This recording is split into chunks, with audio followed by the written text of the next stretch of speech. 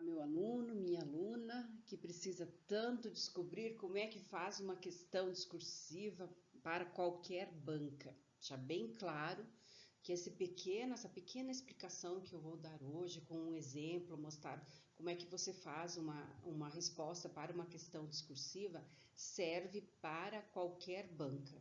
Tá? Hoje, esse é um gênero textual que normalmente para questões técnicas, para cargos técnicos em concurso público, essas questões são exigidas.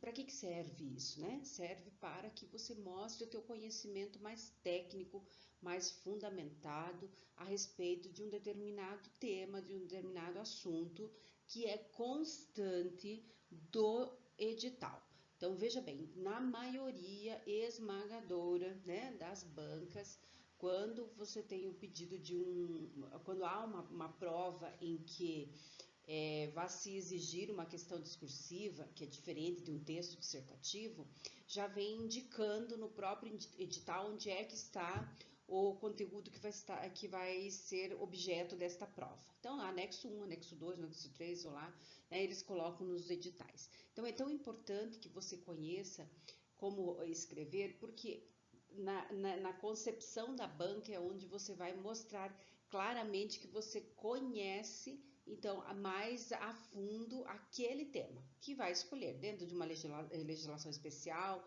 dentro de uma legislação mais ampla, dentro de determinados assuntos que podem ser inclusive de temas atuais, mas que vai exigir que você tenha um conhecimento mais fundamentado. Então, essa fórmula para escrever cabe em qualquer banca. O que vai ser diferente de uma banca para outra? A forma como a banca exige que você escreva. Quando eu digo forma, eu vou falar sobre a quantidade de linhas, ou se precisa estar mais fundamentado ou menos fundamentado, tá? O seu texto. Mas, em tese, todas as provas têm essa mesma estrutura para a resposta, tá? Então, vamos assim, dentro de alguns minutos, mostrar que isso não tem segredo nenhum e que não faz diferença nenhuma, tá? Daquilo que você já conhece, daquilo que você já escreve. Apenas vai adaptar algumas questões bem básicas e bem simples. Então, vamos lá. A primeira questão que a gente tem que observar com bastante atenção quando você estiver de posse já da sua prova. Então, primeiro, olhar com muita atenção, mas com muita atenção o comando da prova. Tá? O que é que diz cada um dos textos apoiadores e motivadores? Porque a banca faz isso sim, ela vai colocar ali alguns textinhos breves ou não, né, tão breves, para ajudá-lo a responder aquela questão. Então, como é que ela é formatada? Ela pode ser formatada de um jeito narrativo, de uma narração, partindo de uma narração. O que é isso? Contar uma historinha ali, tá? Que é o exemplo que eu vou colocar aqui e é o mais comum em todas as provas. Então, parte de uma narrativa. Conta uma história para você, tá? Você vai ler a história e dentro daquele comando ali da prova, você já vai circulando informações importantes daquela narrativa, tá? Já vai, na leitura, sempre a leitura com caneta na mão, né? Caneta na mão, você já vai marcando ali dentro da narrativa que a banca colocou à sua disposição, o que é importante, tá? Lidos os textos apoiadores e motivadores, vá para as perguntas, porque numa questão discursiva já é bem claro, né? Questão, isso quer dizer que há pergunta ou perguntas para serem respondidas, tá? Isso, preste muita atenção nessa parte, que é aí que reside toda a sua nota, na resposta, no entendimento aquelas perguntas que foram formuladas pela banca. 3, não esquece ali, hein? O espaço para resposta. E aí isso é uma das diferenças de uma banca para outra, né? Enquanto uma solicita em 10 linhas, outra em 15, outra em 20, outra em 30, já vi inclusive em 45 linhas e já vi inclusive em 120 linhas, né? Então, tudo depende da quantidade de perguntas que a banca está formulando. E a partir de então, você tem um espaço disponível para a resposta. E aí, por último, né, as palavras-chave. Em cada uma das perguntas, há palavras-chave, né? Que você deve circular para que a sua resposta esteja completa, tá? Então, ali, fundamente a sua resposta de acordo com o entendimento do STF. Então, você tem que entender que é de acordo com o entendimento do STF que eles querem, não é aquilo que você interpretou da lei ou que um doutrinador interpretou ou porque está em algum artigo que você leu de alguém importante. Não, é o entendimento do STF. Então, você precisa entender que é assim que a banca quer, exatamente responder aquilo que ela solicita. E aí, lógico, uma vez entendido o comando da prova, lidos os textos e observado as respostas, ver quantas linhas você tem para responder e aí as palavras-chave, você vai para a tua resposta, né? Primeiro, em questões discursivas, objetividade é essencial. Então, não se faz rodeio, não vai se fazer nenhum tipo de frases prontas e nada. E se houver, quanto mais curto for o espaço que estiver destinado para a tua resposta, mais objetividade você vai ter que colocar. Claro que se você tiver aí 30 linhas e as suas respostas forem bem objetivas, você pode fazer um pequeno resumo da história, da narrativa, obviamente, né? Mas se você tiver só 15 linhas, 10 linhas, vai direto para a resposta. Eu vou mostrar como. Clareza, 2, ali, clareza, seja muito claro, não fique fazendo rodeios para escrever a sua resposta. Vá lá e responda, de acordo com isso, conforme aquilo, está no artigo tal, da lei tal, ponto, tá? Cada pergunta ou cada item num parágrafo separado, tá? Eu vou consertar ali depois, tá? Cada item num parágrafo separado. Depois, 4, fundamentação. Fundamente a resposta. Coloque o artigo, se você souber. Coloque a lei, se você souber. Não sei o número da lei, mas sabe o nome que a lei recebe. Coloque informações sempre que vão dar muita substância para a sua resposta. Isso é muito importante para as bancas, tá? Depois, progressão textual.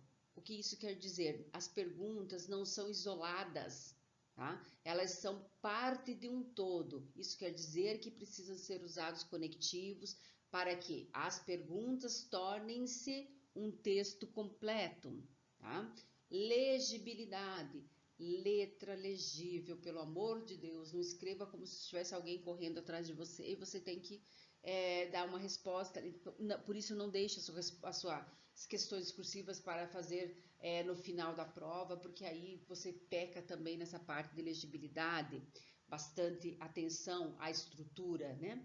E os aspectos gramaticais, obviamente, não é porque é uma questão discursiva apenas, que é mais simples e mais curta ou mais breve a resposta objetiva, que você vai esquecer de escrever aquilo que é importante. Então, legibilidade, aspectos gramaticais, progressão textual, tudo isso faz parte de uma estrutura textual. Importante isso. Então, essa é a base do texto.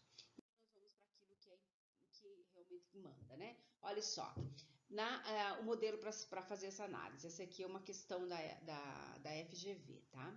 E aí tem toda uma historinha sendo contada. Veja que toda a parte que está aqui, olha, nesses 3 primeiros parágrafos aqui, é a narrativa, então, em como o que a banca formulou para ilustrar aquilo que ela quer perguntar, tá? Aqui 2 perguntas, olha, coloquei em vermelho qual é o comando da prova. Então, você vai ler aqui de uma forma bem rápida, né? Fazer a leitura, marcar o que precisa. O que o comando diz? Considerados os elementos acima, isso aqui, à luz da Constituição Federal e da jurisprudência do Supremo Tribunal Federal. Veja só, o comando já está bem claro. Você vai responder de acordo com a Constituição e você vai responder de acordo com as decisões e entendimentos do STF. Então, nada mais além disso. Então, não adianta escrever mais do que isso, porque não vai contar para a sua resposta. A primeira pergunta: é legítima a pretensão de responsabilização aqui, nesse caso aqui do deputado? Então, nós temos 2 perguntas em uma. E depois, né? Olha só, Costuma acontecer? Costuma, tá? Em virtude da sua divulgação por meio das redes sociais. Então, há duas perguntas em uma. E depois a segunda pergunta, né? O Ministério Público de Contas está legitimado a adotar medidas judiciais visando a responsabilização civil e penal do deputado e tal, porque tem uma historinha sendo contada aqui, tá? Depois você lê com atenção, você vai ter esse material à sua disposição, leia com atenção e você vai ver como é que, qual é a narrativa e como é que encaixam aqui as perguntas. Gente, olha assim, você não pode deixar de entender que questão discursiva tem questão, então tem perguntas. O que interessa para nós? Responder as perguntas. Olha só, em vermelho eu coloquei aquela parte que vai falar sobre, que vai tratar sobre a parte da progressão que eu disse. As perguntas fazem parte de um todo, de um texto só. Então, como é que eu vou fazer a minha alusão ao texto em si, a narrativa? Em uma questão assim, ó, em análise à narrativa. Pronto. Pode colocar em análise ao caso narrado. Você coloca só uma expressãozinha que você vai levar diretamente para fazer alusão, então, a essa questão que está sendo colocada para você responder, tá?